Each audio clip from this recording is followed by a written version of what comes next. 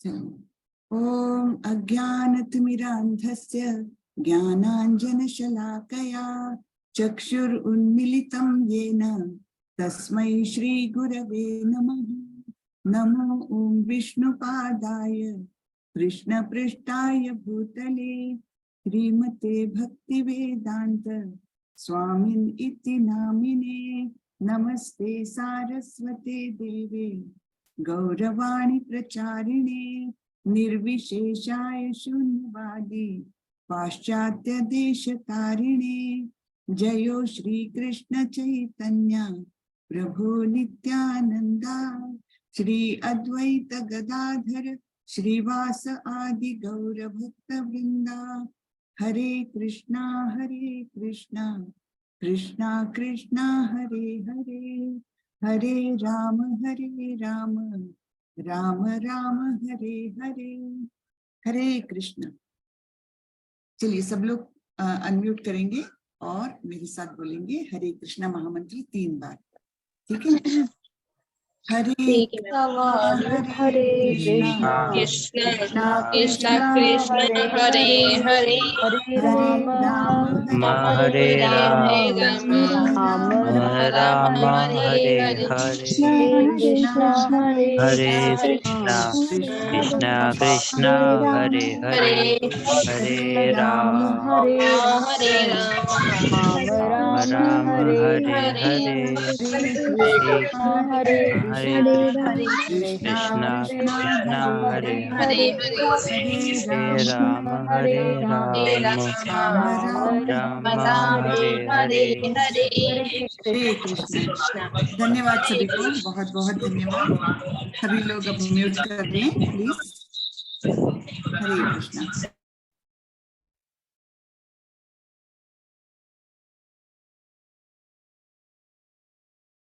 चलिए, तो आज का अध्याय है 12वां। आप सभी का बहुत बहुत स्वागत है। ये है भक्ति योग प्रधान जो अध्याय है 7 से लेकर 12 तक के, उनका ये आखिरी अध्याय है। तो इसमें भगवान बताते हैं कि कैसे भक्त उन्हें बहुत प्रिय है। हाँ, और इसके ये अध्याय के आखिरी में प्रियाष्टक आता है। प्रियाष्टक इन द सेंस अष्टक यानी 8। तो 8 श्लोक ऐसे हैं जिसमें भगवान बताते हैं कि कैसा भक्त उन्हें बहुत प्रिय है। प्रियाष्टक बोलते हैं उसको, और उसमें गुण विशेष दिए गए हैं भक्तों के कि किस प्रकार के भक्त भगवान को बहुत प्रिय है। ठीक है, तो चले हम देखते हैं। भक्ति योग का ये आखिरी अध्याय है। ओके, सो पहला श्लोक आता है अर्जुन का, ठीक है? और इसके पहले के 11वें अध्याय में भगवान ने बताया था कि किस प्रकार, एक मिनट में आपको वो श्लोक ही बता दूं।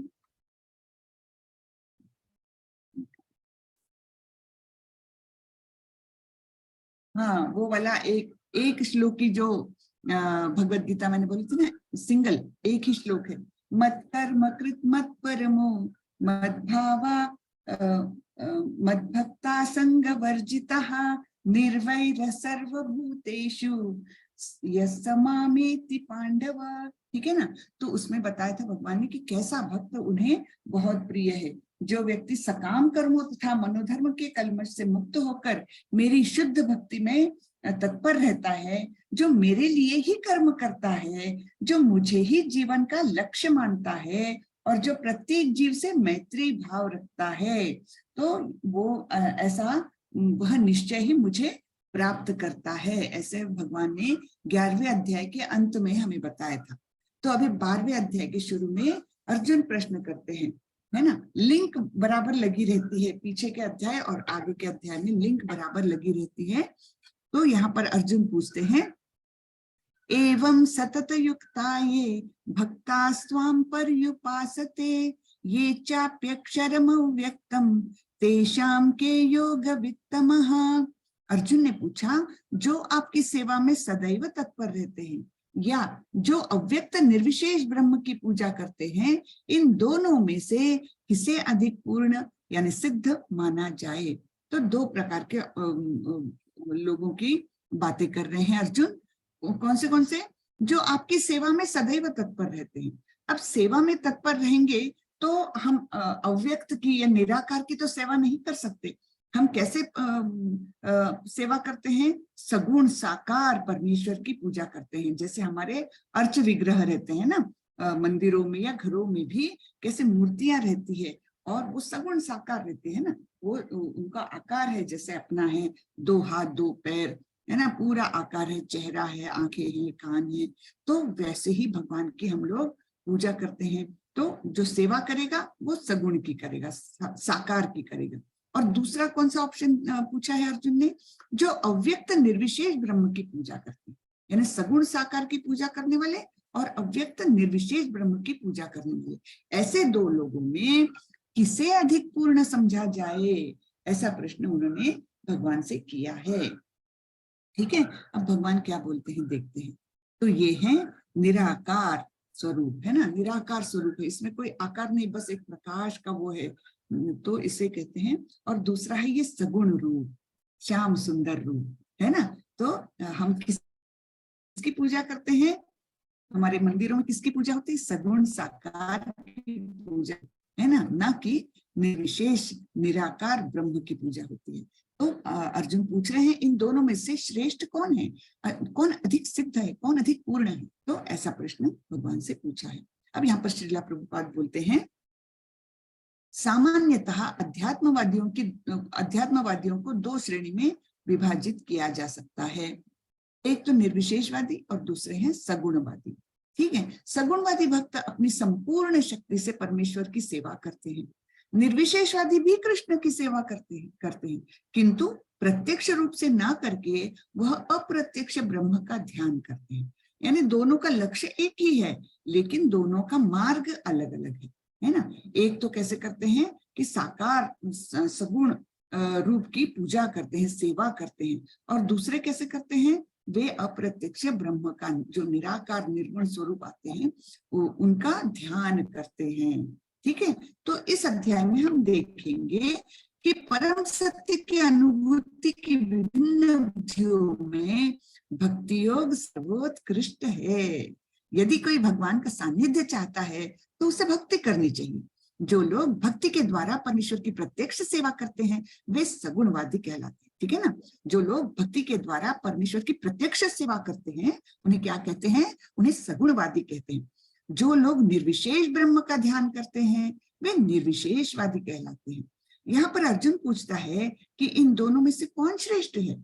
यद्यपि परम सत्य के साक्षात्कार के अनेक साधन है ना, अनेक मार्ग है भगवान तक पहुंचने के, किंतु इस अध्याय में कृष्ण भक्ति योग को सबों में श्रेष्ठ बताते हैं। ओके, तो 2 मार्ग है जिनकी चर्चा अभी अर्जुन कर रहे हैं। इन दोनों मार्गों में से कौन सा श्रेष्ठ है इसके बारे में अभी भगवान बताएंगे। श्री भगवान उवाच मय्या वेश्य मनो ये माम नित्य युक्ता उपासते श्रद्धया परयोपेतास ते मे युक्त तमा मतः। श्री भगवान ने कहा, जो लोग अपने मन को मेरे साकार रूप में एकाग्र करते हैं और अत्यंत श्रद्धा पूर्वक मेरी पूजा करने में सदैव लगे रहते हैं, वे मेरे द्वारा परम सिद्ध माने जाते हैं। तो यहाँ पर हम देख रहे हैं, है ना, एक पूजा कर रहे हैं, भक्त पूजा कर रहे हैं, तो उनके सामने विग्रह कैसा है? विग्रह है सगुण साकार, है ना। उनकी सेवा कर रहे, देखो उनके वो मुकुट को तैयार कर रहे हैं, ऐसे उनको ड्रेसअप करते हैं, सवेरे सवेरे 2 बार 3 बार ड्रेसअप करते हैं उनको। तो वो भी एक तरीके की कितनी बड़ी सेवा है। वहां का पूरा आल्टर जो है जहाँ पर भगवान की वो रहती है, मूर्ति रहती है, अर्च विग्रह रहते हैं, वो पूरा साफ करते हैं, फिर भगवान को अलग अलग वस्त्र से सजाते हैं, फिर अलग अलग अलंकार पहनाते हैं, फिर अलग अलग फूलों से उनके वो रखते हैं, फूल भी उनको चढ़ाते हैं और सुंदर बनाते हैं वो परिसर, इतना सुंदर कि हमें देखकर ही इतनी प्रसन्नता लगती है ना। तो ये कैसे विग्रह की सेवा कर रहे हैं? सगुण साकार, है ना। तो जो लोग अपने मन को मेरे साकार रूप में एकाग्र करते हैं और अत्यंत श्रद्धा पूर्वक मेरी पूजा करने में सदैव लगे रहते हैं, वे मेरे द्वारा परम सिद्ध माने जाते हैं। तो सगुण साकार रूप की पूजा करने वाले को भगवान श्रेष्ठ अभी बता रहे हैं। ठीक है, फिर आगे देखते हैं। लेकिन जो लोग अपनी इंद्रियों को वश में करके तथा सबों के प्रति समभाव रखकर परम सत्य की निराकार कल्पना के अंतर्गत उस अव्यक्त की पूरी तरह से पूजा करते हैं, जो इंद्रियों की अनुभूति से परे हैं, सर्वव्यापी है, अकल्पनीय है, अपरिवर्तनीय है, अचल तथा ध्रुव है, वे समस्त लोगों के कल्याण में संलग्न करके अंततः मुझे प्राप्त करते हैं। यानी वे लोग निराकार की पूजा करते हैं। हाँ, फिर ये निराकार कैसा है? अपनी इंद्रियों की अनुभूति से परे है, यानी इंद्रियों से हम उसको छू नहीं सकते, है ना। जैसे हम स्पर्श कर सकते हैं मूर्ति को, सगुण साकार रूप को हम स्पर्श करते हैं, लेकिन इसको तो स्पर्श भी नहीं कर सकते, है ना। और इस प्रकार हम उन्हें देख सकते हैं, आंखों से देख सकते हैं, लेकिन यहाँ आंखों से देख नहीं सकते, तो अकल्पनीय है, इवन हमारे कल्पना से भी परे हैं। और हमारी मूर्तियां कैसे रोज नित्य नया श्रृंगार करके हम नया नया बनाते हैं उनको, लेकिन यहाँ पर ये अपरिवर्तनीय रहता है, रोज एक ही जैसे, जिसको ध्यान कर रहे हो आप वो एक ही जैसा, निराकार निर्गुण, है, और वो कभी भी मतलब एक ही जैसा रहता है। तो लेकिन ये लोग भी समस्त लोगों के कल्याण के लिए संलग्न रहते हैं, कल्याण के लिए सोचते हैं, है ना। तो मुझे ये अंततः वे भी मुझे ही प्राप्त करते हैं। फिर भगवान सगुण साकार को क्यों ज्यादा अच्छा बोले हैं पहले श्लोक में, इसके पहले वाले श्लोक में, उसका भी कारण अभी देखेंगे। क्लेशोधिकतरस्तेषाम् अव्यक्तासक्तचित्तसाम् अव्यक्ता हि गतिर्दुःखम् देहवद्भिरवाप्यते। जिन लोगों के मन परमेश्वर के अव्यक्त निराकार स्वरूप के प्रति आसक्त है, उनके लिए प्रगति कर पाना अत्यंत कष्टप्रद है, ये भगवान बता रहे हैं, है ना। वो गलत रास्ता नहीं है, लेकिन वो बहुत कठिन रास्ता है। मेरा इंटरनेट वो हो रहा है क्या, अनस्टेबल है? जी माता जी। आवाज टूटी क्या? जी मैंने जबकि आज अलग और एक वाईफाई लगाया है। माता जी कट कट के आ रही आवाज। अच्छा, मैं नेटवर्क बदलती हूँ, 1 मिनट।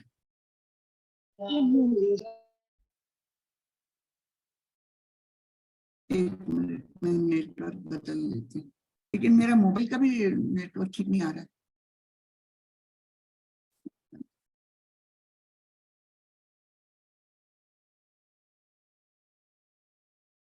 मैं नेटवर्क थोड़ा बदल के देखती हूँ इसमें कुछ।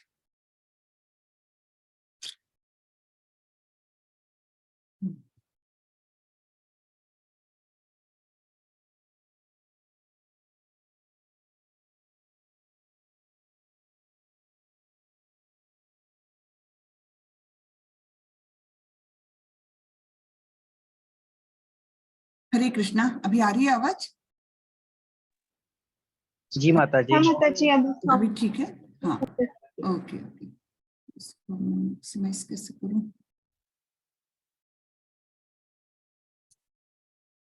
हाँ, तो भगवान क्या बोल रहे हैं? क्लेशोधिकतरस्तेषाम् अव्यक्तासक्त चेतसाम् अव्यक्ता हि गतिर्दुःखम् देहवद्भिरवाप्यते। जिन लोगों के मन परमेश्वर के अव्यक्त निराकार स्वरूप के प्रति आसक्त है, उनके लिए प्रगति कर पाना अत्यंत कष्टप्रद है। देहधारियों के लिए उस क्षेत्र में प्रगति कर पाना सदैव दुष्कर होता है, क्योंकि हम देहधारी है, तो हम किसके बारे में कल्पना कर सकते हैं? देहधारी के बारे में ही हम कल्पना कर सकते हैं, उनको विचारों में हम रख सकते हैं, है ना, उनको देख सकते हैं। लेकिन जब हम देहधारी होने के बावजूद अगर निराकार ब्रह्म की पूजा करते हैं, निराकार ब्रह्म पर ध्यान लगाते हैं, तो ये क्या होता है? भगवान बोल रहे हैं ये अत्यंत कठिन होता है, उस क्षेत्र में प्रगति कर पाना बहुत कठिन होता है। और थोड़ी प्रगति करने के बाद हो सकता है कि हम फिर से हमारा पतन हो जाए, ये चांस बहुत लगा रहता है निर्विकार निर्विशेष ब्रह्म की पूजा करने में, क्योंकि अपने सामने कुछ है ही नहीं, है ना हम स्पर्श कर सकते, ना हम देख सकते हैं उसको। तो केवल कल्पना से हम जब ब्रह्म पर ध्यान लगाते हैं तो बहुत पॉसिबिलिटी रहती है कि हमारा पतन हो जाए। ठीक है, तो इसलिए भगवान बोल रहे हैं कि सगुण साकार की पूजा करना ही मैं अधिक श्रेष्ठ मानता हूं। आगे बढ़ते हैं। ये तो सर्वाणि कर्माणि मयि सन्न्यस्य मत्परः अनन्येनैव योगेन मां ध्यायन्त उपासते तेषाम् अहं समुद्धर्ता मृत्यु संसार सागरात् भवामि न चिरात् पार्थ मय्यावेशित चेतसाम्। जो अपने सारे कार्यों को मुझ में अर्पित करके तथा अविचलित भाव से मेरी भक्ति करते हुए मेरी पूजा करते हैं और अपने चित्तों को मुझ पर स्थिर करके निरंतर मेरा ध्यान करते हैं, उनके लिए हे पार्थ मैं जन्म मृत्यु के सागर से शीघ्र उद्धार करने वाला हूँ। देखिए यहाँ पर जो पिक्चर दिखाया है उसमें क्या दिखाया है, एक व्यक्ति जो है वो भवसागर में, है ना, एक कल्पना है ये कि भवसागर में डुबकी लगा रहा है और उसके सांसें कितनी देर चलेगी, है ना। सागर का अंत कोई दिखता नहीं है, समुद्र का अंत कोई दिखता है, बीचों बीच समुद्र के अगर वो कितना भी बड़ा अच्छा तैराक हो फिर भी अगर किनारे दिख भी नहीं रहे हैं तो फिर क्या होगा, अंत में उसका तो वो हो जाएगा, खत्म हो जाएगा और फिर उसको बहुत ही तकलीफ में, यानी मतलब वो भवसागर में डूब जाएगा। लेकिन भगवान क्या बोलते हैं, ऐसे समय में किसके लिए मैं आता हूं, किसको बचाने के लिए आता हूं, जो अपने सारे कार्यों को मुझ में अर्पित करते हैं, यानी हम जो भी करते हैं कृष्ण के लिए करते हैं तथा अविचलित भाव से मेरी भक्ति करते हुए मेरी पूजा करते हैं, है ना।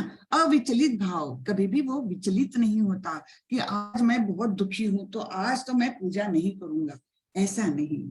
आज मैं बहुत खुश हूं तो आज तो मैं, चलो पूजा वूजा छोड़ दो, आज तो हम घूमने जाएंगे, पूजा वूजा छोड़ दो, ये ऐसा नहीं। सम भाव से, अविचलित भाव से, सुख हो दुख हो, यश हो अपयश हो, जो जीवन के द्वंद्व होते हैं ना, अपोजिट्स, जीवन के दो अपोजिट्स हमेशा आते हैं, कभी सुख आता है कभी दुख आता है, कभी यश मिलता है कभी अपयश मिलता है, कभी मान मिलता है कभी अपमान मिलता है, ऐसे बहुत सारे द्वंद्व हमें जीवन में फेस करने पड़ते हैं। हाँ, कभी हमको अच्छा लगता है कभी बुरा लगता है ना, सब कुछ प्रकार के द्वंद्व हमें जीवन में सामने आते हैं। तो भगवान क्या बोलते हैं, अविचलित भाव से मेरी भक्ति करते हुए, यानी ऐसे द्वंद्व कोई भी आए, बहुत खुशी आए या बहुत दुख आए, जो भी आए, लेकिन उस समय भी अविचलित भाव से मेरी भक्ति करते हुए मेरी पूजा करते हैं और अपने चित्तों को मुझ पर स्थिर करके निरंतर मेरा ध्यान करते हैं। हाँ, उनके मन में, भक्तों के मन में कौन रहते हैं, हमेशा उनके मन में भगवान कृष्ण का वास रहता है और वो उस रूप में वे उनका ध्यान करते हैं। जैसे कि उनको पता है परमात्मा मेरे हृदय में है। परमात्मा कैसे रहते हैं पता है आपको, बहुत छोटे साइज के लेकिन चतुर्भुज रूप में रहते हैं वे। ठीक है, चतुर्भुज रूप जो नारायण रूप है ना भगवान का, उस रूप में परमात्मा हमारे हृदय में रहते हैं। हमारी आत्मा का साइज कितना है पता है आप लोगों को, आत्मा का साइज है हमारे बाल की टिप, उसके अगर 10,000 टुकड़े कर दिए जाए तो उसका जो एक टुकड़ा है उतना साइज है हमारी आत्मा का और उतना ही साइज है परमात्मा का। ठीक है, इसलिए आत्मा जो है ना, चाहे कोई भी माइक्रोस्कोप ले लो, आत्मा किसी को भी नहीं दिखती है, चाहे कितना भी ज्यादा पावरफुल ले लो, लेकिन आत्मा अभी तक किसी ने देखी नहीं है, लेकिन आत्मा का अस्तित्व है और ये हमारे शास्त्रों में लिखा है कि उसका साइज कितना है। हमारे शास्त्र इतने प्रगत है, आप लोग मतलब आप लोगों को पता नहीं होगा, हम स्मॉलेस्ट यूनिट ऑफ टाइम अभी क्या मानते हैं, सेकंड मानते हैं, अभी नैनो सेकंड तक भी आ गए हैं, है ना। नैनो सेकंड एक छोटा सा यानी बहुत ही छोटा टाइम। तो हमारे शास्त्रों में तो कितने समय का उन्होंने उल्लेख किया है कि एक सेकंड का लव मात्र, एक लव करके एक फ्रैक्शन है सेकंड का, तो वो है 1/11 ऑफ 1 सेकंड। तो लव मात्र साधु संग ऐसा करके एक श्लोक है, तो लव मात्र साधु संग, तो लव है 1/11 सेकंड, हाँ 1/11 सेकंड। ऐसे और भी है उसके डिविजन्स, और भी समय के डिविजन है। तो हमारे जो शास्त्रों में लिखा है ना वो इतना ज्यादा प्रगत है, आप लोग अगर पढ़े ना तब आनंद आएगा।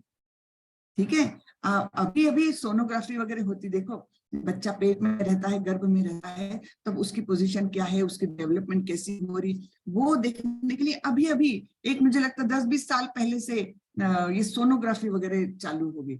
लेकिन हमारे तो शास्त्रों में लिखा है कि कौन से दिन क्या डेवलपमेंट होती है। ठीक है, डे 1 से लेकर लिखा हुआ है, डे 1 से, कि वो कैसे छोटा सा मतलब चावल के दाने के जितना हो जाता है, फिर दाल के दाने के जितना होता है, फिर और थोड़ा सा बड़ा होता है बच्चा, और फिर उसके नाखून कब आते हैं, उस सब कुछ लिखा है इतना डिटेल में। तब तो कोई सोनोग्राफी थी नहीं, और फिर भी बोलते हैं कि इंडिया बहुत ही पिछड़ा हुआ है। हमारे शास्त्र जो हजारों साल पहले लिखे गए हैं उसमें इतना डिटेल में साइंस है, यहाँ वहां पर सारे ग्रहों के डिस्टेंसेस दिए हुए हैं। हाँ, अब डिस्टेंसेस कैसे मेजर किए होंगे कि पृथ्वी से लेकर सूर्य का डिस्टेंस कितना है, पृथ्वी से लेकर चांद का डिस्टेंस कितना है, और सारे ही ग्रहों का उसका डिस्टेंस कैसा है, ये सब कुछ लिखा हुआ है। और आप लोगों को एक बात बता दूं, कलकत्ता के पास एक मायापुर करके जगह है, वो इस्कॉन का इंटरनेशनल हेडक्वार्टर है। ठीक है, मायापुर, आप लोग याद रखिए। मायापुर में एक अद्भुत टेम्पल बनने जा रहा है, वो है टेम्पल ऑफ वैदिक प्लेनेटोरियम। हाँ, टेम्पल ऑफ वैदिक प्लेनेटोरियम।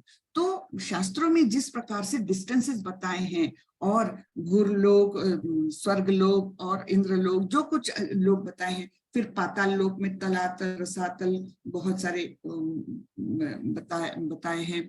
हाँ, तो वो सारे मतलब जो शास्त्रों में लिखा है उस प्रकार से ये लोग प्लेनेटोरियम बना रहे हैं, पूरा अद्भुत बनने वाला है वो। और तब तो इतने विदेशी लोग उसको देखने आएंगे, और पूरा मतलब साइंटिफिक है, ऐसा कुछ भी उसमें नहीं है, सिर्फ जो साइंस बता रहा है वैसे नहीं है, जो शास्त्र बता रहा है उसके अनुसार डिस्टेंसेस रेशियो में वैसे करके वो बहुत ही अद्भुत एक टेम्पल बन रहा है। ठीक है, तो वो शायद अगले साल तक पूरा होने की आशा है। तो आप लोग कभी गए कलकत्ता साइड तो जरूर जाइएगा मायापुर। आप लोगों में से भी कोई अभी रह रहे होंगे कलकत्ता तो जरूर जाइए मायापुर, वो इस्कॉन का हेडक्वार्टर है। ठीक है, तो चलिए मैंने बहुत ही डाइवर्ट कर दिया। हरे कृष्णा। तो ये क्या बोल रहे हैं, अविचलित भाव से तो हो गया, अपने चित्तों को मुझ पर स्थिर करके निरंतर मेरा ध्यान करते हैं, तो उनके लिए हे पार्थ मैं जन्म मृत्यु सागर से शीघ्र उद्धार करने वाला हूँ। तो ऐसे जो लोग हैं उनके लिए भगवान स्वयं उनका उद्धार करते हैं। हाँ, उनको भव सागर में डूबने नहीं देते, यानी इस भौतिक जगत के क्लेशों से उन्हें मुक्त करते हैं, है ना। भव सागर में डूबने नहीं देते यानी क्या, यानी भौतिक इसके क्लेशों से उन्हें मुक्त कर देते हैं, भौतिक जगत के क्लेशों से। अब ये देखिए, मय्येव मन आधस्त्व मयि बुद्धिं निवेशय निवसिष्यसि मय्येव अत ऊर्ध्वं न संशयः। मुझ भगवान में अपने चित्त को स्थिर करो और अपनी सारी बुद्धि मुझ में लगाओ, इस प्रकार तुम निस्संदेह मुझ में सदैव वास करोगे। तो इसे कहते हैं अनन्य भक्ति। इसे क्या कहते हैं, अनन्य भक्ति। तो ये टॉप मोस्ट लेवल की भक्ति है। कैसे करना है, मुझ भगवान में अपने चित्त को स्थिर करो और अपनी सारी बुद्धि भी मुझ में लगाओ। तो इस प्रकार हम हमेशा उनका 24 घंटे चिंतन करते हैं, तो क्या होगा, हम उनकी पूरे टाइम सेवा भी करेंगे, उनका ध्यान भी करेंगे, उनके ही बारे में सोचेंगे, उनकी ही स्तुति करेंगे, है ना। तो इसे कहते हैं अनन्य भक्ति। हाँ, तो जैसे ये गोप है ना, जो सारे दोस्त लोग थे कृष्ण के, वे सारे ही अनन्य भक्त थे, सारी गोपियां भी अनन्य भक्त थी, टॉप मोस्ट लेवल के भक्त थे लोग। तो यहाँ पर देखिए, सब बच्चे लोग जंगल गए हैं और साथ मिलकर के कुछ कुछ खा रहे हैं, लेकिन हर कोई देख किसे रहा है, कोई देख रहा है कृष्ण को, है ना। वो कैसे खा रहा है, वो खा रहा है कि नहीं, उसको खिलाओ, सब मतलब पूरा ध्यान सभी बच्चों का कृष्ण की तरफ। तो ये है अनन्य भक्ति। ठीक है, उसके बाद भगवान बोलते अच्छा ये तो करना कठिन है, ये नहीं कर पाते, ये करिए। तो वो कौन सी भक्ति है, अथ चित्तम समाधातुम न शक्नोषि मयि स्थिरम अभ्यास योगेन ततो मामिच्छाप्तुम धनंजय। ठीक है, तो हे अर्जुन, हे धनंजय, यदि तुम अपने चित्त को अविचल भाव से मुझ पर स्थिर नहीं कर पाते तो तुम भक्ति योग के विधि विधानों का पालन करो। यानी सेकंड स्टेप बता रहे भगवान, वो टॉप मोस्ट नहीं ले पाते, ओके, उसके नीचे की ये है स्टेप, वो करो। तो कैसी करनी है वो? विधि विधानों का पालन करो, भक्ति योग के विधि विधानों का पालन करो। इस प्रकार तुम मुझे प्राप्त करने की चाह उत्पन्न कर सकोगे। तो इसे कहते हैं साधना भक्ति।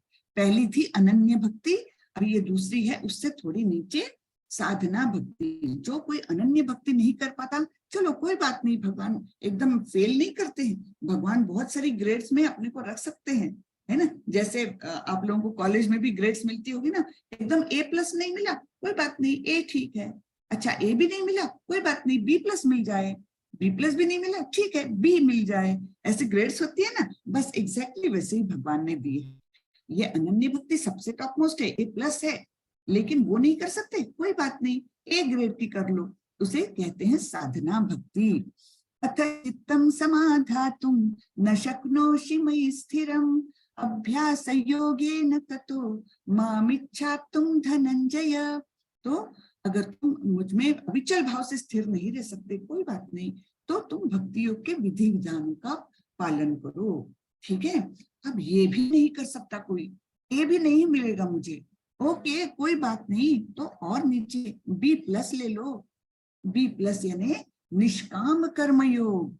निष्काम कर्मयोग के बारे में भगवान बताते हैं, अभ्यासे समर्थोसी मत कर्म परमो भव मदर्थमपि कौन्ते मदर्थमपि कर्माणि कुर्वन् सिद्धिमवाप्स्यसि।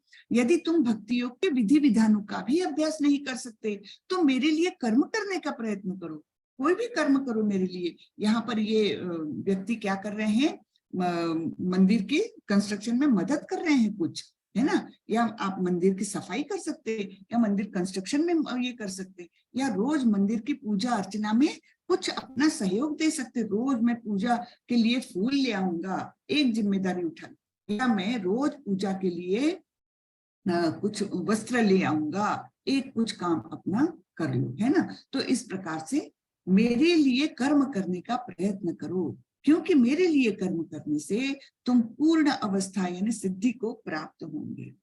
ठीक है, तो ये हुआ निष्काम कर्मयोग। पहला हुआ अनन्य भक्ति, दूसरा हुआ साधना भक्ति, तीसरा है निष्काम कर्मयोग। अनन्य भक्ति में क्या बोला है, तुम अपना मन और चित्त पूरी तरह से, अपनी बुद्धि पूरी तरह से मुझ में लगाओ पूरे टाइम के लिए अविचल भाव से। ठीक है, वो नहीं होता कोई बात नहीं, साधना भक्ति करो। साधना भक्ति में क्या करोगे, विधि विधानों का पालन करो, है ना, भक्ति के विधि विधानों का पालन। वो भी नहीं होता कोई बात नहीं, निष्काम कर्मयोग। निष्काम कर्मयोग के लिए क्या करना है, मेरे लिए कर्म करो। ठीक है, ओके, तो ये हुआ B+। अब B+ भी नहीं, मेरे लिए तो कठिन है B+, ओके बी ले लो। तो ये तो श्लोक है 9वें अध्याय का। ये क्यों किया है, इसके रेफरेंस में किया है निष्काम कर्मयोग के। 9वें अध्याय में भगवान ने क्या बोला था, यत्करोषि यदश्नासि यज्जुहोषि ददासि यत्तपस्यसि कौन्तेय तत्कुरुष्व मदर्पणम्। हे कुंती पुत्र, तुम जो कुछ करते हो, जो कुछ खाते हो, जो कुछ अर्पित करते हो या दान देते हो, और जो भी तपस्या करते हो उसे मुझे अर्पित करते हुए करो। ठीक है ना, ये 9वें अध्याय में बोला था। तो यही उसी का है कि जो भी कर्म करोगे तो मेरे लिए करो।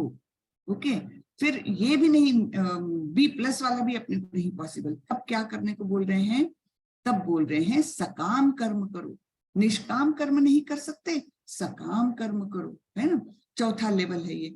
फिर क्या बोल रहे हैं इसमें, अथई तदप्य शक्तोसी कर्तुम मद्योगमाश्रितः सर्व कर्म फल त्यागम ततः कुरु यतात्मवान। अगर हालांकि आप इस चेतना में काम करने में असमर्थ है तो अपने काम के सभी परिणामों को त्याग देने की कोशिश करें और आत्मस्थित होने की कोशिश करें।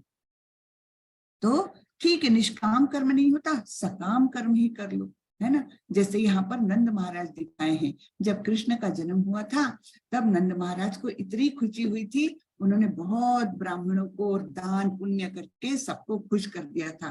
क्या लालसा क्या थी, सकाम कर्म क्यों बोल रहे, सब लोग मेरे बच्चे को आशीर्वाद दे, बस इतना ही उनका उद्देश्य था। तो इसे भी सकाम कर्म कहा गया है। तो इस प्रकार केवल सब लोग बच्चे को आशीष दे, इसलिए उन्होंने बहुत सारा दान पुण्य किया। ठीक है, अब ये भी नहीं पॉसिबल, फिर ये चौथी स्टेप हो चुकी, अब ये 5वीं और 6वीं स्टेप बताएंगे भगवान।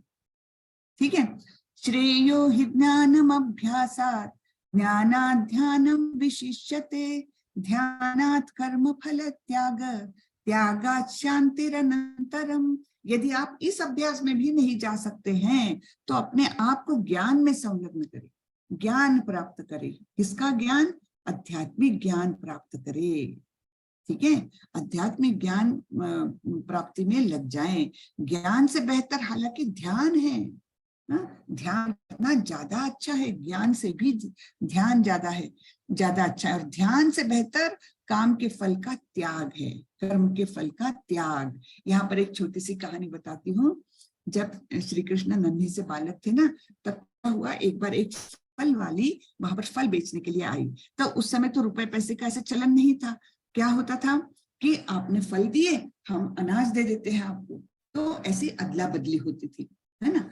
तो क्या हुआ, वो फल लेकर आई, ताजे ताजे फल देखकर नंद बाबा ने बोला चलो मैं ये फल ले लेता हूँ, और उनको एक टोकनी भर के उन्होंने अनाज दिया।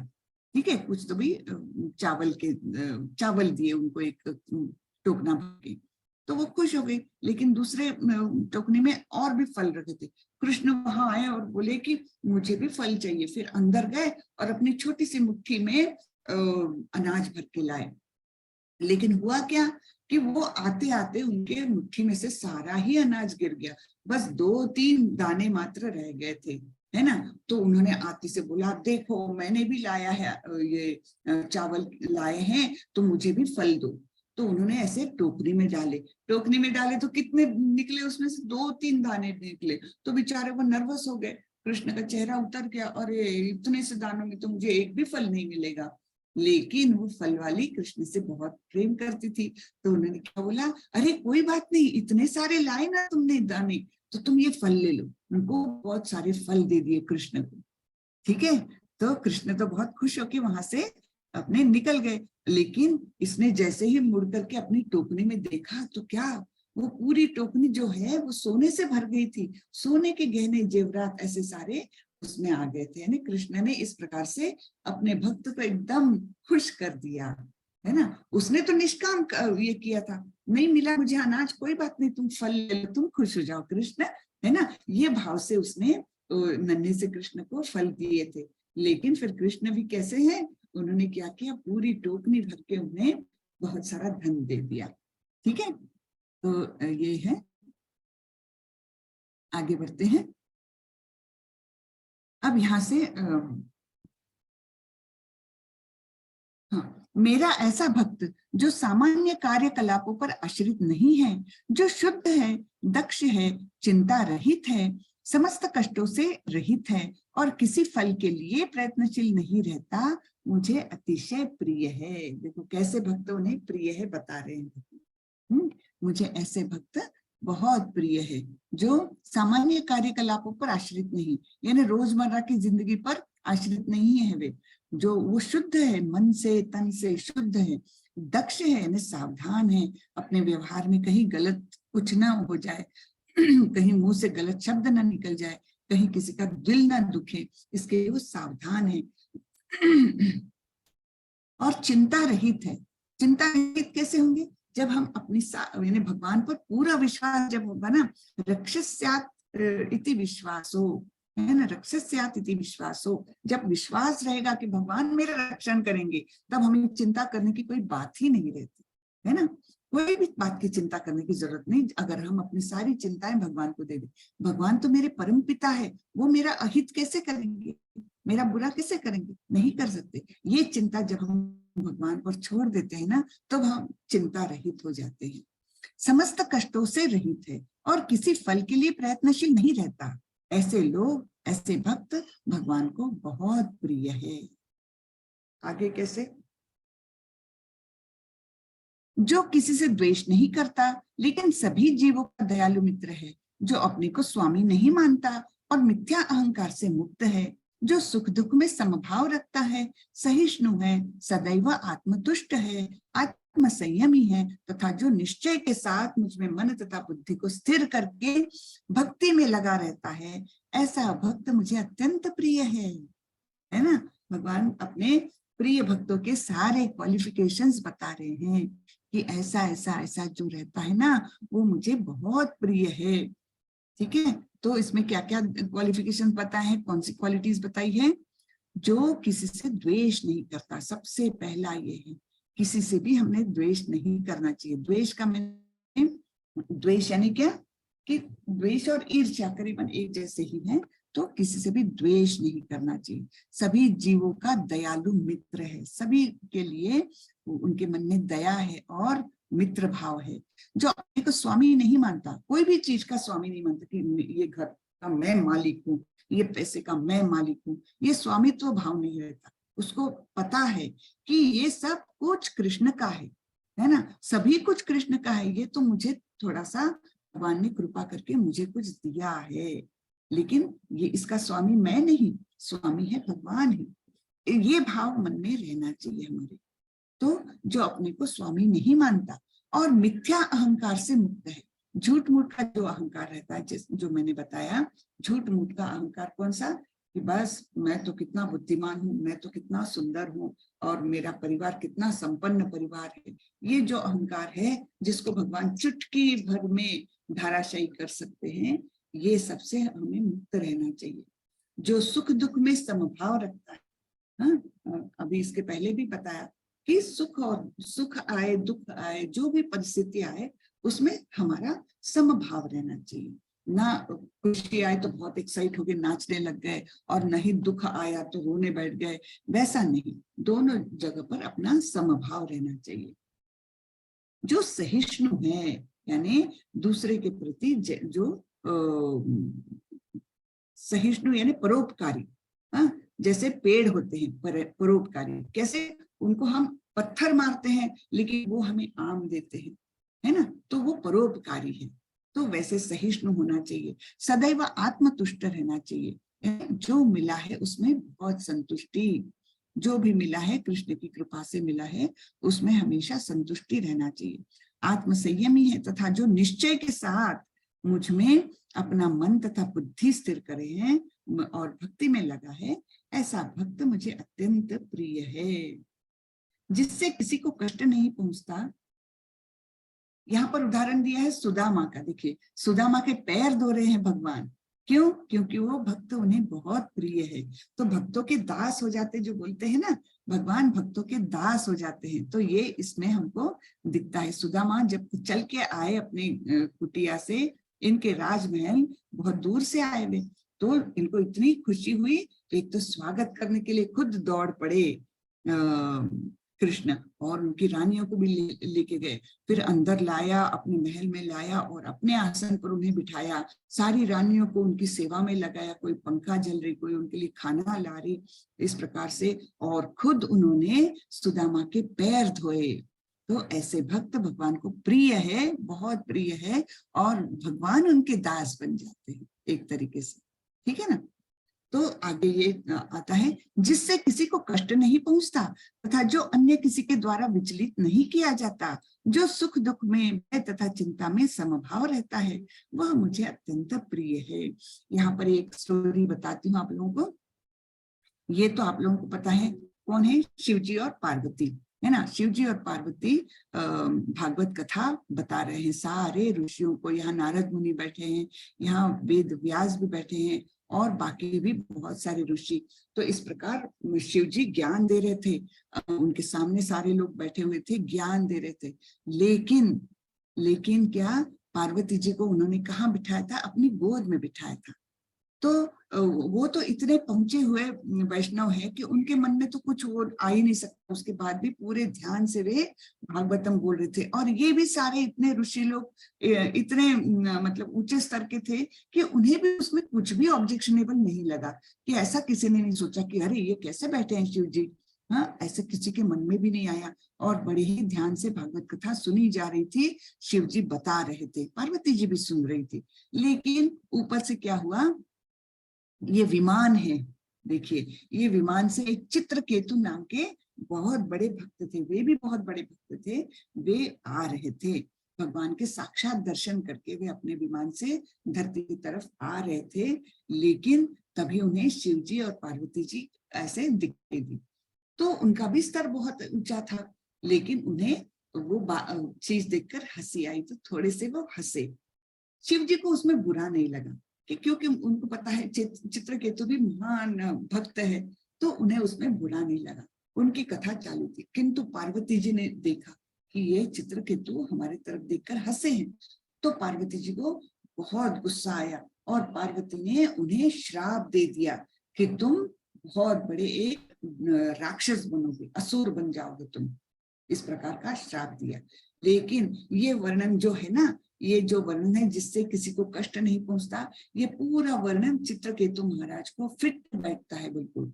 तो उसके बावजूद, श्राप देने के बावजूद चित्रकेतु महाराज तुरंत वहां आए और उन्होंने शिव जी और पार्वती जी को प्रणाम किया, सभी को प्रणाम किया।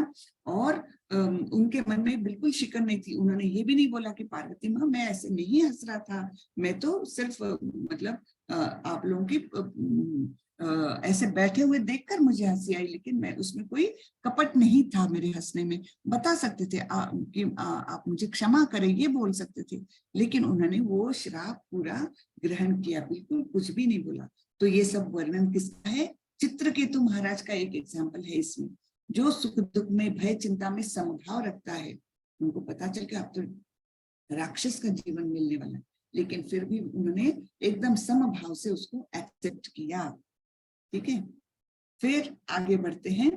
जो न कभी हर्षित होता है न शोक करता है, जो न पछताता है न इच्छा करता है, तथा शुभ तथा अशुभ दोनों प्रकार की वस्तुओं का परित्याग कर देता है, ऐसा भक्त मुझे अत्यंत प्रिय है।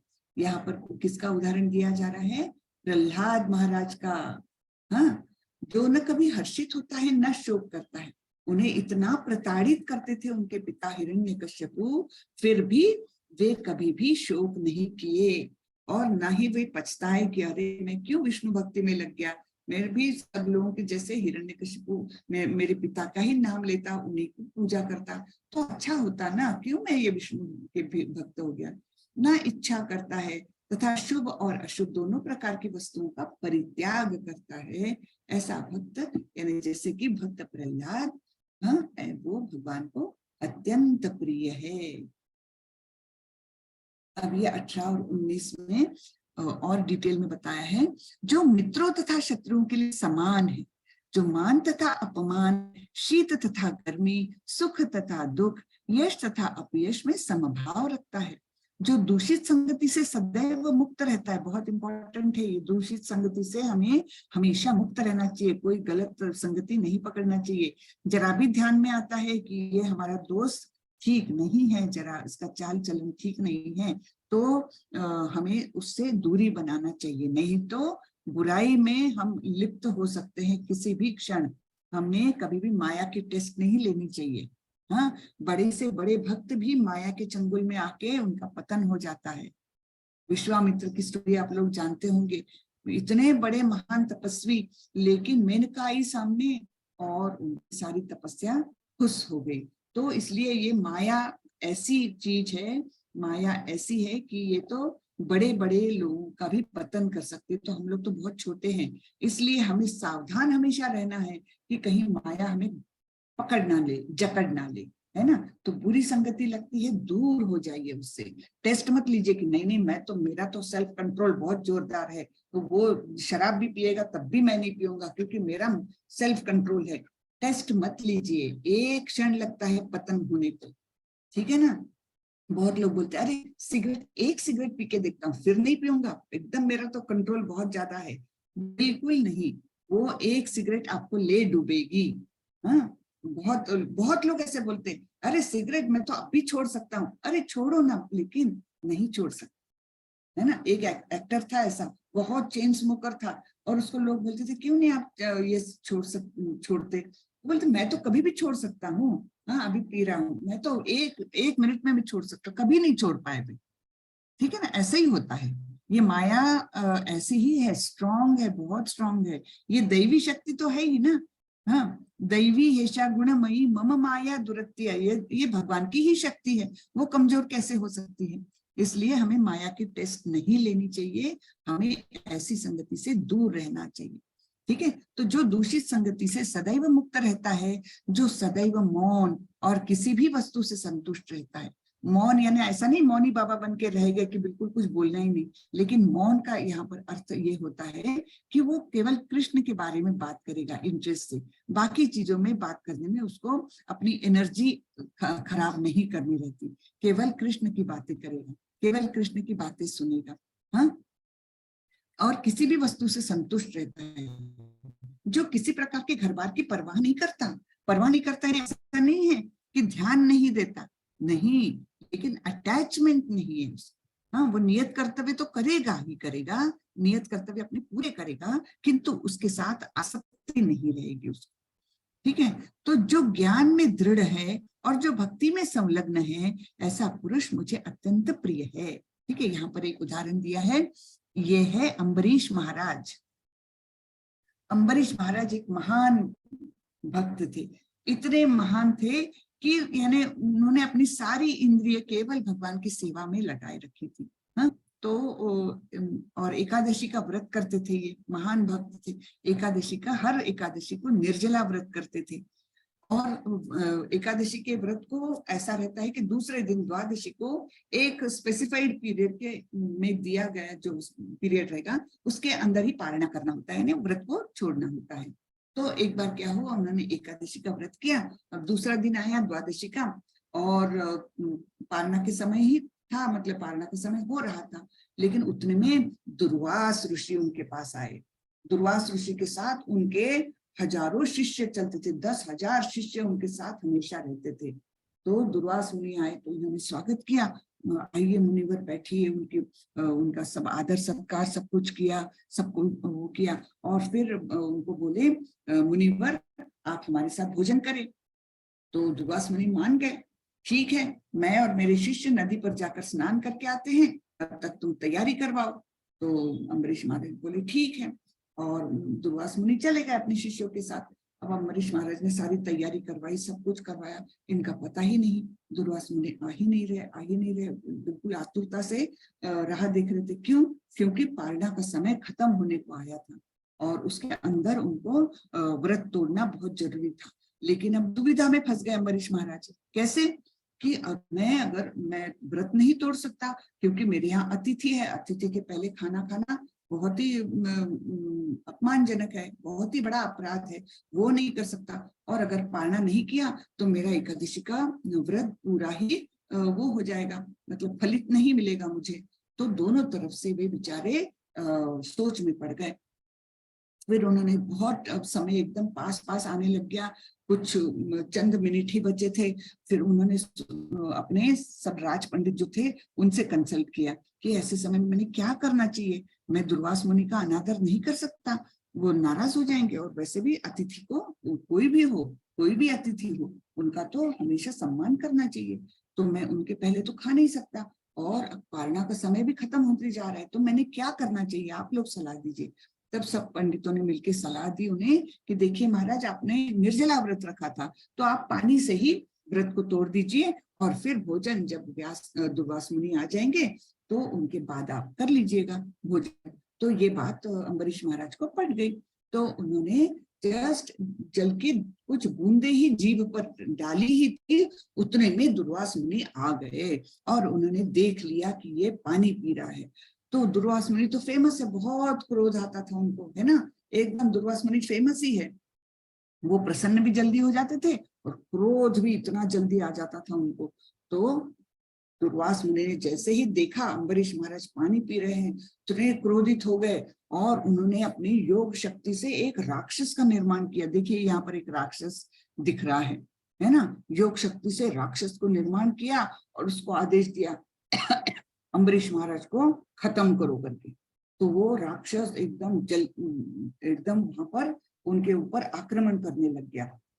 लेकिन अम्बरीश महाराज इतने महान भक्त थे कि ऐसी समस्या के समय भी वो हाथ जोड़कर केवल कृष्ण का स्मरण कर रहे थे। तो कृष्ण ने देखा, अरे मेरे भक्त को कोई परेशान कर रहा है। उन्होंने तुरंत सुदर्शन चक्र भेजा और उसने आकर के उस राक्षस को खत्म कर दिया। और फिर वो क्या हुआ, वो सुदर्शन चक्र लगा दुर्वास मुनि के पीछे, क्योंकि राक्षस तो दुर्वास मुनि ने ही निर्माण किया था। तो वो दुर्वास मुनि के पीछे लग गया सुदर्शन चक्र। अरे बाप रे, अब दुर्वास मुनि तो जान बचा के भाग रहे, यहाँ से वहां, एक ग्रह से दूसरे ग्रह, है ना। उनको तो सिद्धियां बहुत थी, वो एक पल में एक ग्रह से दूसरे ग्रह जा सकते थे। तो वो छुपने के लिए यहाँ से वहां इंद्रलोक, चंद्रलोक, सूर्यलोक, सब जगह गए। वैकुंठ भी गए, वैकुंठ में भी नारायण मिले, उनको बोला कि अरे मुझे बचा। वो बोले नहीं, मैं नहीं बचा सकता, कृष्ण के पास जाओ। यानी एक ही है वो, लेकिन ऐसे बताया जाता क्योंकि उनका अस्तित्व तो सभी जगह पर है। तो वो कृष्ण के पास गए, गोलोक वृंदावन गए और बिल्कुल उनके पैरों में पड़ गए, मुझे बचाइए, आपके सुदर्शन चक्र से बचाइए। तो कृष्ण बोले, तुमने मेरे भक्त का अपराध किया है, तो अगर भक्त चाहेगा, मेरा भक्त चाहेगा तो ही तुम बच सकते हो, नहीं तो अन्यथा सुदर्शन से कोई नहीं तुमको बचा सकता। तो वो तुरंत फिर एक क्षण में वो अम्बरीश महाराज के दरबार में, वॉइस में बहुत प्रॉब्लम आ रही है, ओहो क्या करें, नेटवर्क का बड़ा प्रॉब्लम है।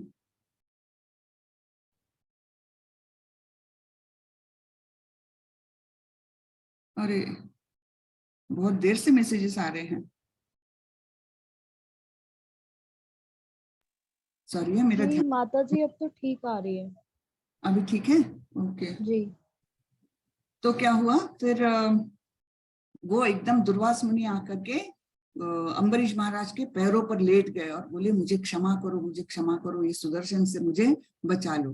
तब अम्बरीश महाराज ने एकदम सुदर्शन को, चक्र को बोला कि रुक जाइए, रुक जाइए, और फिर सुदर्शन वापस चला गया। इस प्रकार उन्होंने दुर्वास मुनि को माफ कर दिया।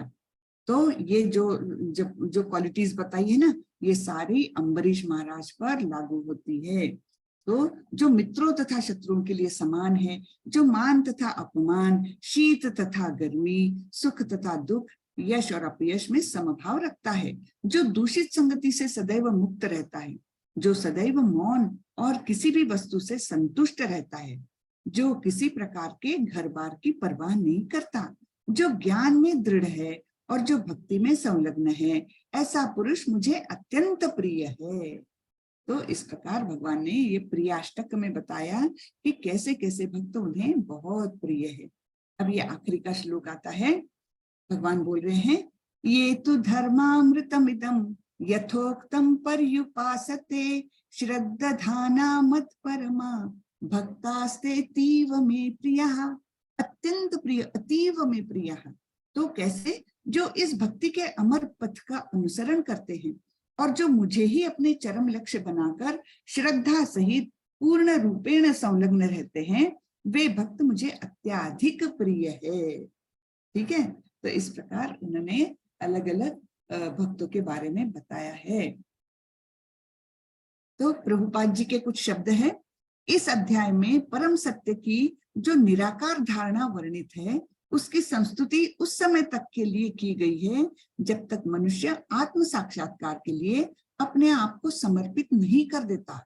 यानी जो निराकार निर्गुण की पूजा है, वो एक लिमिट तक के लिए उसको ठीक बोला गया है, लेकिन उसके बाद आत्म साक्षात्कार करके तो वो भक्त बन जाएगा, यानी सगुण रूप में आ जाएगा, तब उसके बाद नहीं कर सकेगा वो। ठीक है, दूसरे शब्दों में जब तक उसे शुद्ध भक्ति की संगति करने का अवसर प्राप्त नहीं होता, तभी तक निराकार की धारणा लाभप्रद हो सकती है।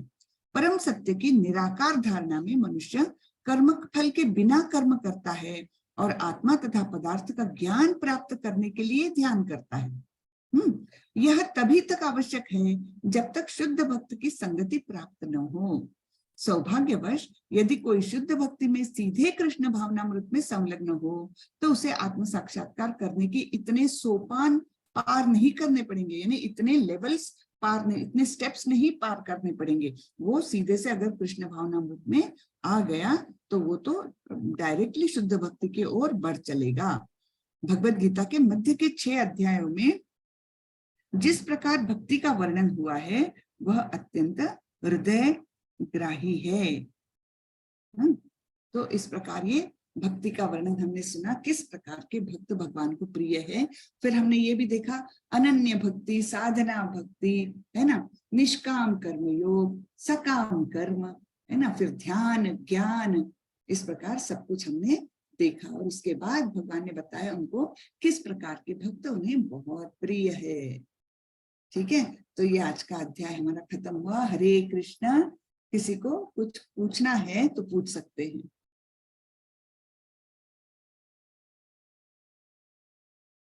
हरे कृष्ण।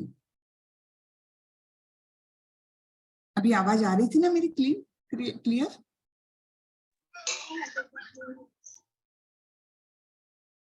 क्या बोले मानसी माता जी? आवाज नहीं आई आपकी, कुछ बोले आप? क्लियर आ रही है ना?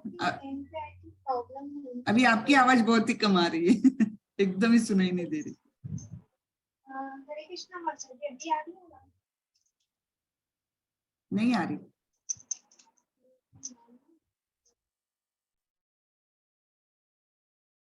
चलिए, किसी को कुछ पूछना नहीं है लगता आज। अच्छा, मैं एक बात बताना चाह रही हूँ। मंडे को मुझे थोड़ा ट्रैवल करना है, तो मैं क्लास तो लूंगी, लेकिन हो सकता है अगर मेरी फ्लाइट डिले हो गई या बरसात पानी के कारण कहीं मैं अटक गई तो मैं वहां पर जहाँ जा रही हूँ वहां घर नहीं पहुंच पाई तो मैं क्लास नहीं ले पाऊंगी। और वैसा मैसेज में इनको दे दूंगी एडमिन्स को, तो वो ग्रुप में डाल देंगे। 99% मैं लूंगी ही, क्लास लूंगी मैं 99%, लेकिन 1% चांस है कि कुछ फ्लाइट में डिले हो जाए या मैं रास्ते में ट्रैफिक में अटक गई तो ही मेरा क्लास फिर नहीं हो सकेगा। इन दैट केस हमारा एक दिन थोड़ा बढ़ जाएगा। ठीक है ना? तो अभी देखते हैं कैसा क्या होता है। 19 को मुझे मतलब मंडे को। हरे कृष्ण। क्या बोल?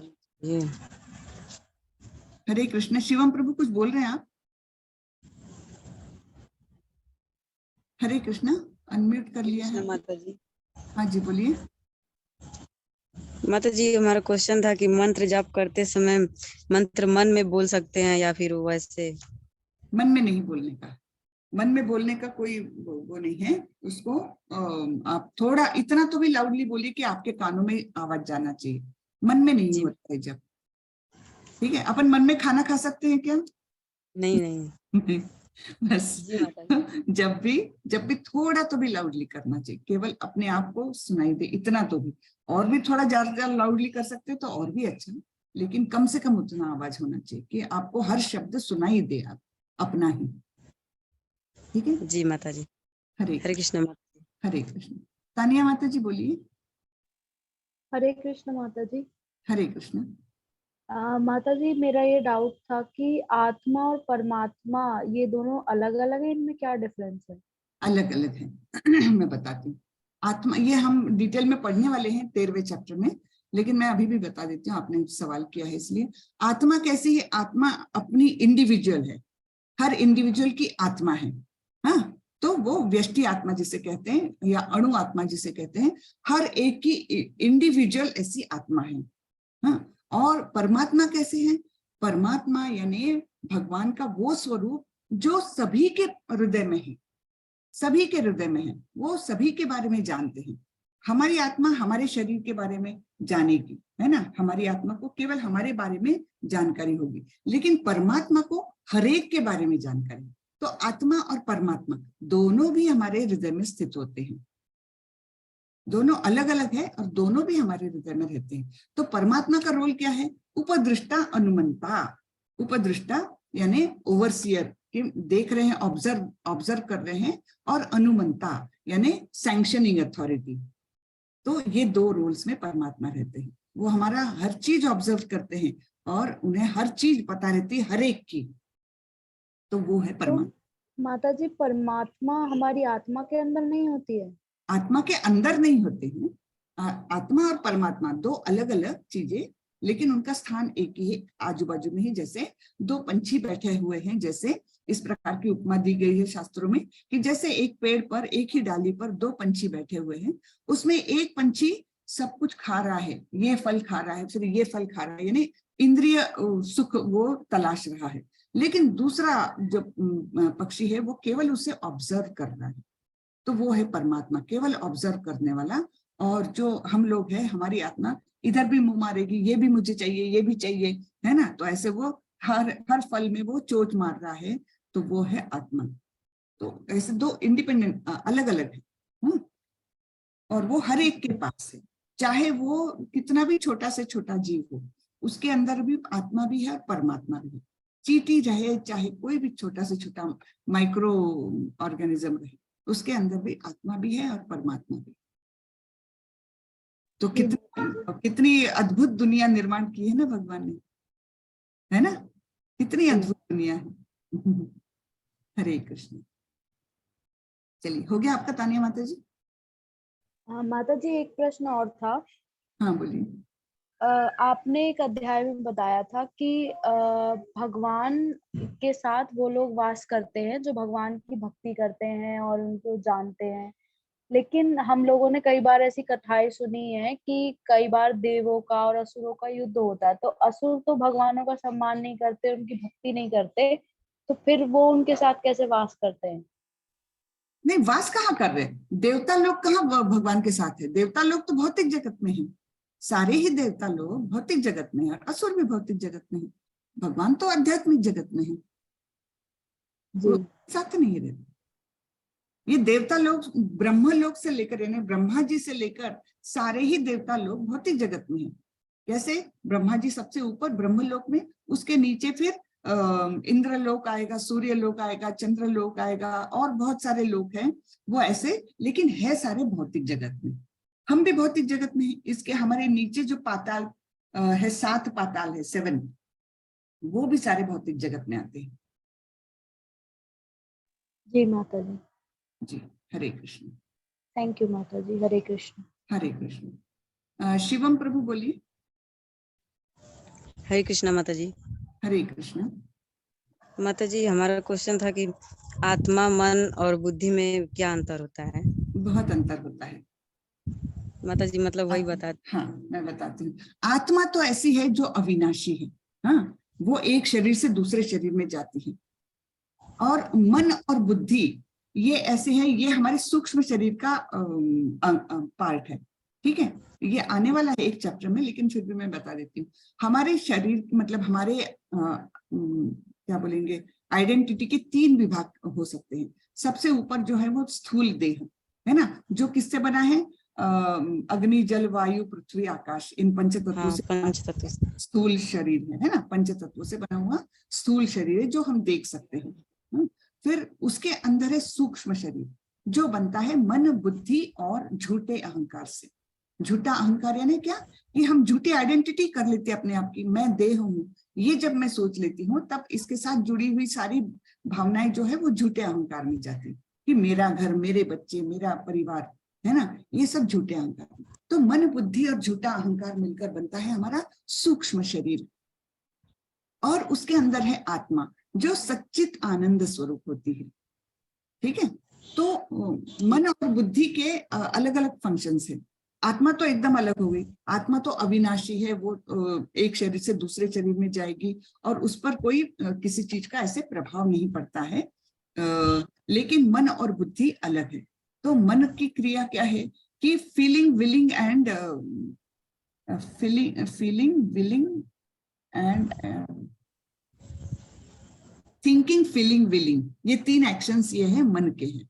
हाँ, थिंकिंग कि सोचता है, फीलिंग फिर इमोशंस आते हैं, और थिंकिंग, फीलिंग एंड विलिंग, और फिर मतलब कोई चीज करने की चाहत उत्पन्न होती है।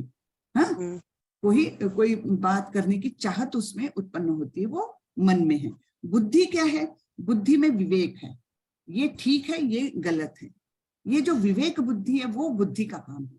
हाँ, this is good, this is bad, ये जो विश्लेषण होता है वो बुद्धि में होता है। और मन में इमोशंस रहती है, थिंकिंग, फीलिंग एंड विलिंग। ये चीजें मन की जी माता जी। और यस आत्मा माता जी। तो इसमें मिक्स ही नहीं करिए। आत्मा तो एकदम हमारी अलग है, जो निरंतर देह चेंज करती है, हर मृत्यु के बाद नया देह धारण करती है, वो अविनाशी है। और आत्मा जाती है जब, अगर हम शुद्ध भक्त हो गए भगवान, मतलब भगवान की ही कृपा से, तो हमारी आत्मा जाएगी कहाँ? गोलोक वृंदावन। हमारा शरीर तो यही रहने वाला है, और सूक्ष्म शरीर भी उस समय रहेगा नहीं, क्योंकि हमारे मन में इच्छाएं ही नहीं रहेंगी। तो feeling, thinking, feeling and willing वाली जो क्रिया है वो मन से भी जाएगी और बुद्धि से भी जाएगी। तो हमारी जाएगी आत्मा केवल गोलोक वृंदावन। लेकिन जब हम बाप रे, मैं ज्यादा डिटेल में ना जाऊं, तो जब हम दूसरा देह प्राप्त करते हैं ना, तो उसमें भी हमारा सूक्ष्म शरीर जा सकता है। तो इस प्रकार कभी कभी हम देखते हैं ना, कोई बच्चे को कोई चीज में बहुत ज्यादा इंटरेस्ट रहता है, तो वो पिछले जन्मों का कुछ ना कुछ उस पर एक प्रकार का संस्कार, वो उसका मन बुद्धि जो सूक्ष्म शरीर ले आता है, कुछ प्रमाण में, पूरा के पूरा नहीं लेकिन कुछ प्रमाण में आता है, तो वो दिखता है कभी कभी बच्चों में, है ना। जी माता जी। हरे कृष्ण माता जी। हरे कृष्ण। शुभम प्रभु। अच्छा, अभी शुभम प्रभु ने ही पूछा था क्या? नहीं, वो शिवम थे। अच्छा, शिवम, हाँ वो शिवम थे, ठीक है। आप शुभम। हरे कृष्ण, बोलिए। हरे कृष्ण माता जी। वो शिवम जो प्रश्न था उनका एक्चुअली आपने आंसर किए थे, लाइक वो मुझे वो याद है, आपने वो फोटो दिखाया था, याद है कि जिसमें हमारे 5 इंद्रिय वो घोड़ों की तरह रिप्रेजेंट किए थे, जो लग हाँ मन, हाँ हाँ। सारथी। लेकिन ये सूक्ष्म शरीर और आत्मा वाला वो नहीं बताया था, स्थूल शरीर, अच्छा। वो आगे आएगा, कोई तो भी अध्याय में आएगा वो।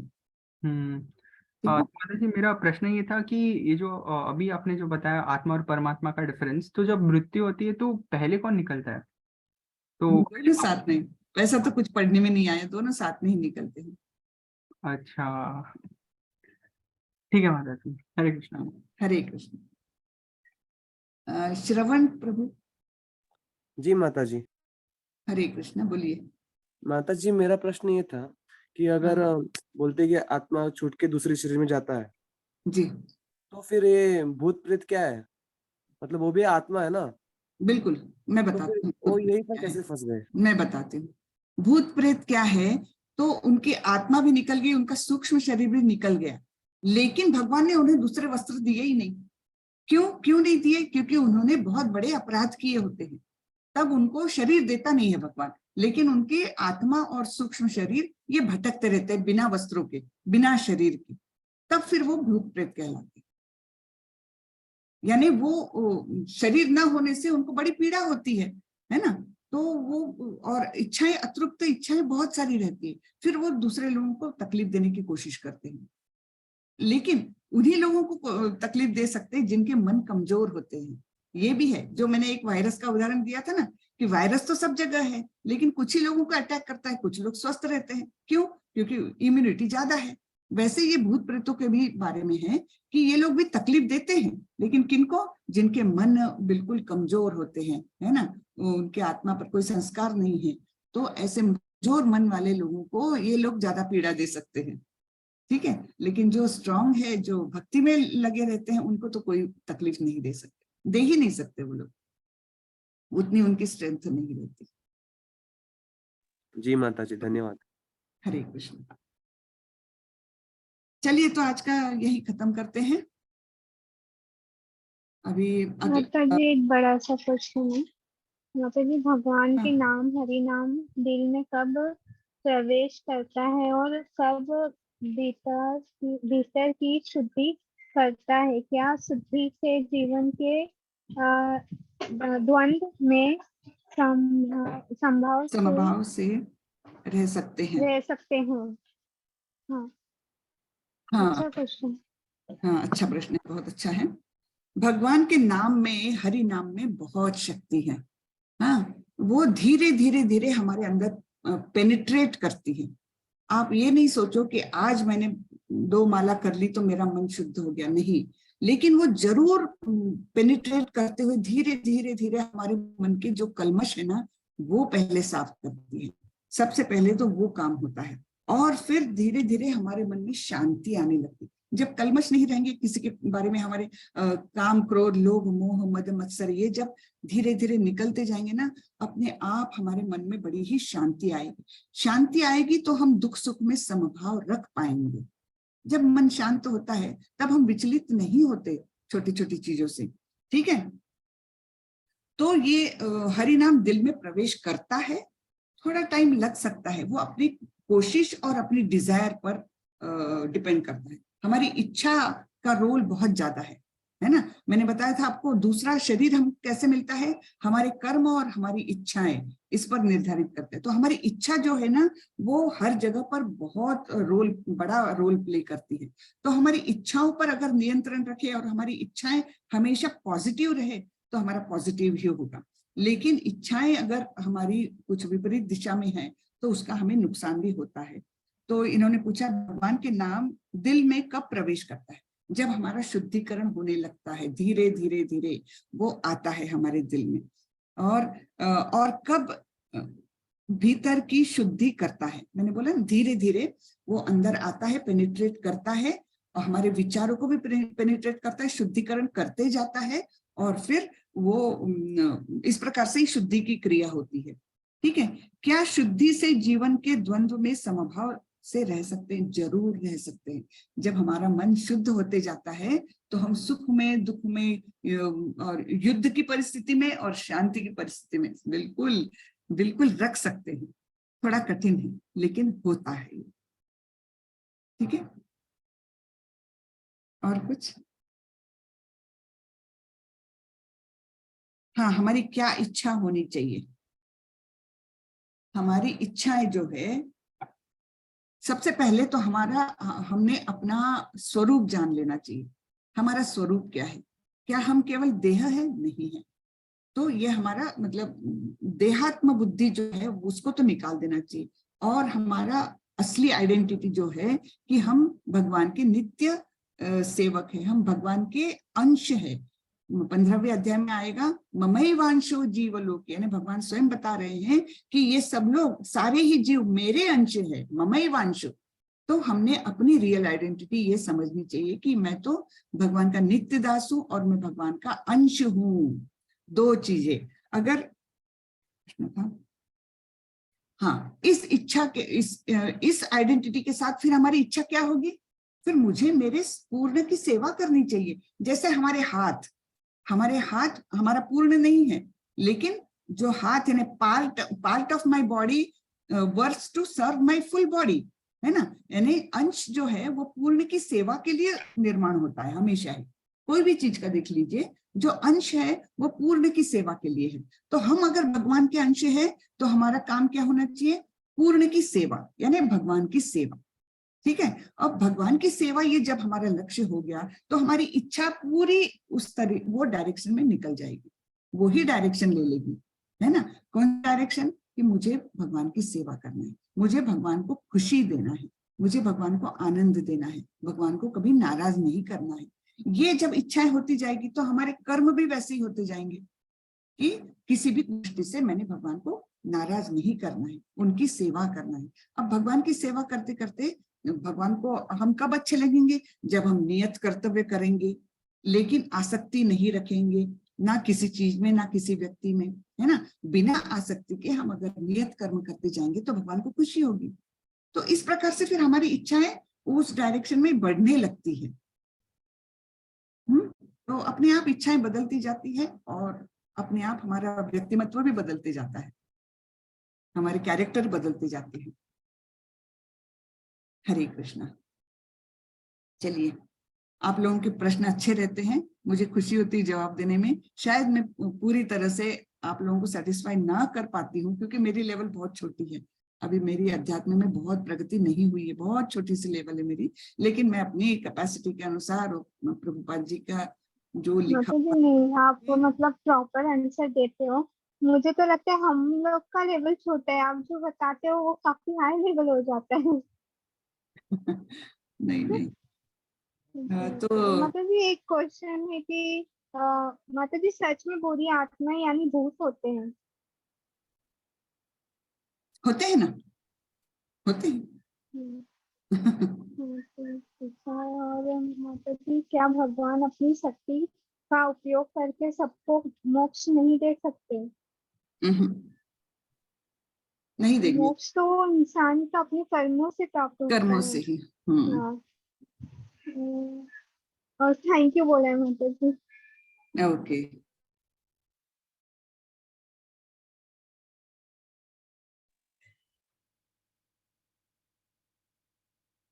हाँ, तो आप लोग थैंक यू बोल रहे हैं, तो मुझे मेरा एक काम करना है आप लोगों को। आप लोगों को अपने हरे दोस्त, कृष्ण माता जी। हरे कृष्ण। मैं एक बात बताना चाह रही हूँ, अगर आप लोगों को ये थोड़ा सा भी तिनका भर भी अच्छा लग रहा है कोर्स, तो आप लोग इसका थोड़ा सा अपने दोस्तों को या अपने रिलेटिव्स को बताएं कि ये कोर्स करना चाहिए करके। उससे क्या होगा, हम लोग इस्कॉन वाले तो कोई एडवर्टीजमेंट वगैरह तो देते नहीं है, ये सब माउथ वर्ड टू माउथ वाला ये है कि कोई किसी को अच्छा लगता है फिर वो अपने फ्रेंड को बताता है, इस प्रकार से। और हमारा उद्देश्य क्या है कि समाज में सद्गुणों का प्रादुर्भाव हो जाए, है ना, समाज अपना अच्छा हो जाए, केवल यही उद्देश्य से इस्कॉन काम कर रहा है ना, समाज में जितने हो सकते हैं उतने लोगों का उत्थान हो जाए। तो आप लोग अगर इतना सा भी अच्छा लग रहा है ये कोर्स, तो आप अपने दोस्तों को या अपने रिलेटिव्स को बताएं कि ये कोर्स होता है हर महीने, तो ज्वाइन करें और लिंक भेजें अपने दोस्तों को और परिचितों को जो भी है, तो जिससे कि ज्यादा से ज्यादा लोग जुड़ पाए। इतना ही बस है, ठीक है। हिमानी माता जी, आपको कुछ पूछना है? हरे कृष्ण माता जी। हरे कृष्ण। मैम मेरा क्वेश्चन तो नहीं है, बस मेरे को आपको है ना स्पेशली थैंक यू कहना था। आपकी वजह से हमको भगवत गीता का ज्ञान मिल रहा है। मतलब मेरे आपकी क्लास लेके मतलब बहुत अच्छा फील होता है। जब हम कहीं भी जाती हूँ तो मेरे को यूँ तक नहीं 7 बजे मेरे को घर पे आना है, मैम की क्लास नहीं है। अच्छा, बहुत अच्छा वाला फील होता है। हरे थैंक यू कृष्ण। मैम। सब प्रभुपाद जी की कृपा है, सब प्रभुपाद जी की। जो माता जी वो सब भगवत गीता प्रभुपाद जी का है, और जो कुछ खराब लगा वो सब मेरा है, सारे दोष मेरे हैं, और जो कुछ अच्छा लगा वो सब प्रभुपाद जी का है। हरे कृष्ण। माता जी सबको जोड़ना है और सबको मतलब भगवत गीता का ज्ञान होना चाहिए कि हाँ बहुत लोगों को ऐसे लगता है कि ये माइथोलॉजी है, ये मतलब एग्जैक्टली, बहुत गलत शब्द वही जुड़ा है, माता जी आजकल के टाइम पे अप्लाई नहीं होता है, लोगों को ये गलत फहमी है। बिल्कुल गलत फहमी है, ये बहुत बड़ी गलत फहमी है। ये इस ज्ञान के अलावा कुछ भी ऐसा नहीं है जो उद्धार कर सके हमारा, इस ज्ञान के अलावा कुछ भी नहीं है। चलिए, तो आज के लिए इतना ही बस है। जी माता जी, हरे कृष्ण। वाचा कल्पतरुभ्यस्य कृपा सिंधुभ्येव च पतितानां पावनेभ्यो वैष्णवेभ्यो नमो नमः। अनंत कोटि वैष्णव वृंद की जय, श्रीला प्रभुपाद की जय। हरे कृष्ण। हरे कृष्ण सभी को।